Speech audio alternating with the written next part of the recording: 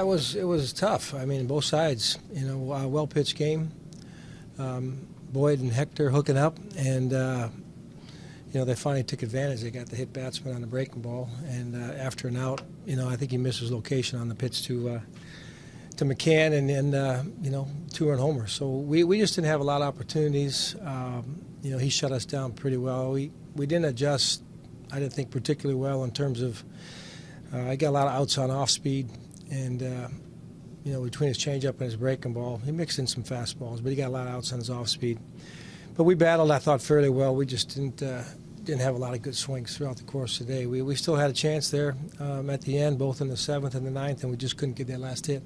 Did you think Rosario maybe got one there in the 7th? It hooked? Yeah, you know, I had options about, you know, I knew they had another right-hander ready, but, you know, we were looking at different scenarios and how to best use our minimal bench there, you know, with still a couple innings to play. But I thought, you know, Rosie knows how to battle the lefties, and he did a nice job. He finally, probably worst case scenario, he ended up, you know, hitting the ball on the ground after a lengthy battle. But yeah, he hit that one down the line pretty good. Just hooked it a little bit too much.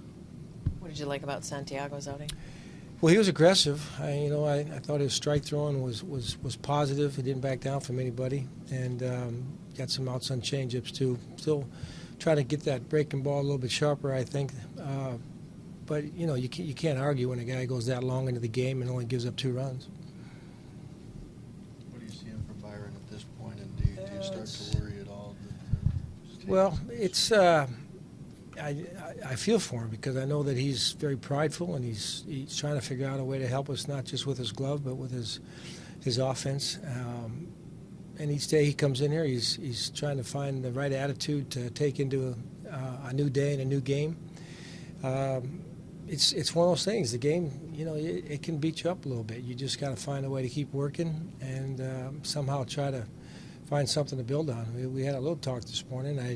You know, there's no miracle cures or miracle words.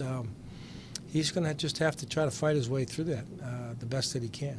Was the call third strikes for him today a coincidence, or was that a mindset that he was?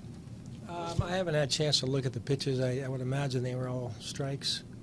I think he's, you know, when you're pressing a little bit, you kind of lose a little bit of discernment in terms of what the zone might actually be, and you know, he's fallen behind a lot, which makes it uphill even a little bit more. But you know, I think how many of those were fastballs? I think the first one was a breaking ball that might have been just a hair up, but the other fastball, I think he just was kind of trying to protect against off speed, and he got locked up a little bit. Were you expecting Matt Boyd to be so tough to hit today? I expect everybody to be tough. You know, that's kind of the nature of the game up here. These guys wouldn't be major league pitchers if they couldn't go out there and have a good game on any given day. You know, he had a little rough first start, but he bounced back, and he did a nice job for them. What was the matter with Santiago's palm?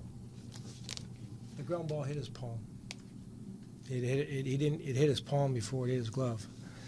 So he just kind of lost a little sensation there for a very brief moment, but he threw a couple pitches, which was the right thing. I didn't go out there because I thought he was fine. He didn't look like it was anything that was going to need any care, maybe just a couple extra seconds.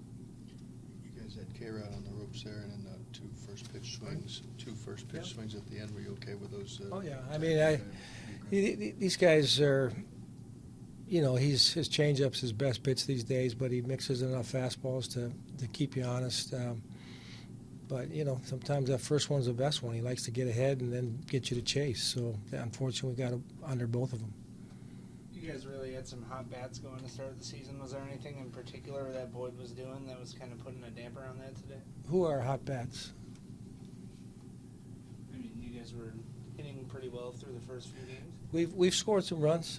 We've had some good at bats when the games have been, you know, relatively close late. I don't think we've been swinging extremely well. We've had a couple of guys that have gotten off to decent starts, but I don't correlate to that to the Boyd going out there and having a good day and taking advantage of our aggressiveness.